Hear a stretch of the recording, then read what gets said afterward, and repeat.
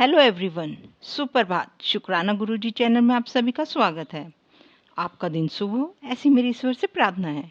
आज का हमारा टॉपिक है जिंदगी अपने आप सहज हो जाएगी, ये नियम अपना लो। जीवन के रण में खुद ही श्री कृष्ण और खुद ही अर्जुन बनना पड़ता है। जीवन के रण में खुद ही श्री कृष्ण और खुद ही अर्जुन बनना पड़ता है। रोज अपना सारथी बन के जिंदगी की महाभारत लड़ना पड़ता है। आइए चलते हैं टॉपिक की तरफ। एक व्यापारी था, उसको काफ़ी चिंता रहती थी कि व्यापार कैसे चलेगा, काम कैसे आगे बढ़ेगा, बच्चा संभाल पाएगा या नहीं संभाल पाएगा। उसका एक ही लड़का था और वो लड़का काफ़ी बार कह चुका था, पापा मुझे एक मौका दो, मुझे भी बिजनेस करना आ गया है, मुझे भी एक बार संभालने दो। लेकिन वो व्यक्ति बच्चे को मौका नहीं देता था। एक दिन उस व्यक्ति को दिल का दौरा पड़ गया। हार्ट अटैक की वजह से वो हॉस्पिटल में भर्ती था। बच्चा हॉस्पिटल गया और देखा पापा एडमिट है। डॉक्टर ने कहा अब थोड़ा पहले से ठीक है, धीरे धीरे रिकवर हो रहा है। इस लड़के ने अपने दोस्त को फ़ोन किया कि भाई आजा, मेरे पापा एडमिट हैं। दोस्त आ गया। उसने पूछा क्या हो गया। पापा को सारी बात बताई उसने दोस्त को। बाद में जो व्यापारी का लड़का था वो दोस्त से बोला चल बाहर चल कर आते हैं, बहुत देर हो गई इधर बैठे बैठे हॉस्पिटल में। अस्पताल से बाहर निकले तो एक आइसक्रीम वाला दिखाई दिया। व्यापारी के लड़के ने कहा आजा भाई आइसक्रीम खाते हैं।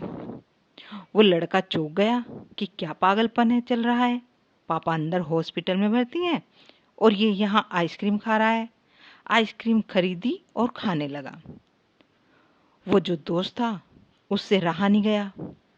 उसने पूछ लिया कि भाई समझ नहीं आ रहा तुम्हारे व्यापार का क्या होगा। दिल का दौरा पापा को पड़ा है, क्या हो गया, तू यहाँ आइसक्रीम खा रहा है, तुझे समझ ही नहीं आ रहा। वो लड़का था, उसने जो बात कही कि तुझे पता है, तू ये सोच रहा होगा कि मेरे पापा एडमिट है और मैं यहाँ आइसक्रीम खा रहा हूँ और यहाँ मज़े चल रहे हैं।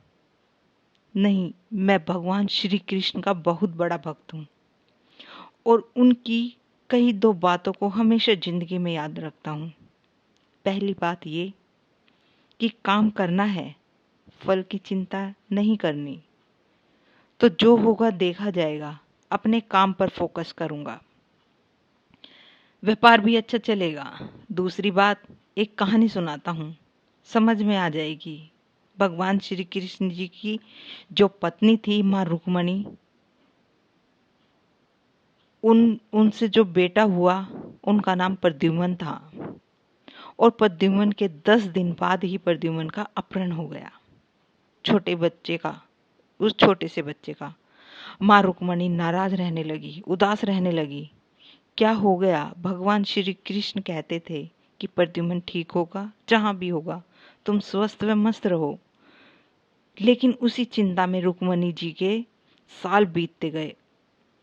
18 साल बाद जब प्रद्युम्न की वापसी हुई और जब प्रद्युम्न वापस आया तो उसके साथ उनकी पत्नी मायावती थी। समस्या यह थी कि जो मायावती थी वह प्रद्युम्न से उम्र में 20 साल ज़्यादा बड़ी थी। माँ रुक्मणी पहले तो खुश हुई कि बच्चा घर आ गया, फिर दुखी भी हुई कि इतनी बड़ी लड़की से शादी करके आ गया। भगवान श्री कृष्ण के पास गई और कहा ये क्या हो गया। भगवान श्री कृष्ण ने कहा जो हो गया हो गया, उसे स्वीकार कर लो, चिंता मत करो। लेकिन माँ रुक्मणी कह रही थी बड़ी लड़की से शादी कर ली, यही मिली थी क्या, पता नहीं, बहुत सारी बातें हुई। वो स्वीकार नहीं कर पा रही थी, उदास हुए जा रही थी। 1 साल बीते, 2 साल बीते, साल बीतते गए। अंदर ही अंदर उनको वो बात खाए जा रही थी। 8 साल बाद रुक्मणी जी ने स्वीकार कर लिया कि जो प्रद्युम्न की पत्नी है वो ठीक है, ज़्यादा चिंता करने की ज़रूरत नहीं है। और शादी को उन्होंने स्वीकार कर लिया। एक तरह से अपनी जिंदगी के 26 साल उन्होंने उदासी में बिता दिए। ये कहानी खत्म करते हुए वो लड़का बोला, भाई मैंने भी जिंदगी में स्वीकार करना सीखा है, क्योंकि भगवान श्री कृष्ण कहते हैं जो हो रहा है उसे स्वीकार कर लो, जिंदगी अपने आप सरल हो जाएगी। जो हो रहा है अच्छा होगा, जो होगा वो भी अच्छा होगा। तो जो होगा वो भी अच्छा होगा, चिंता करने से बात का सलूशन नहीं निकलता। इसलिए खुश रहो और मस्त रहो। आपसे आज्ञा लेती हूँ। जय माता दी। स्वस्थ रहो, खुश रहो।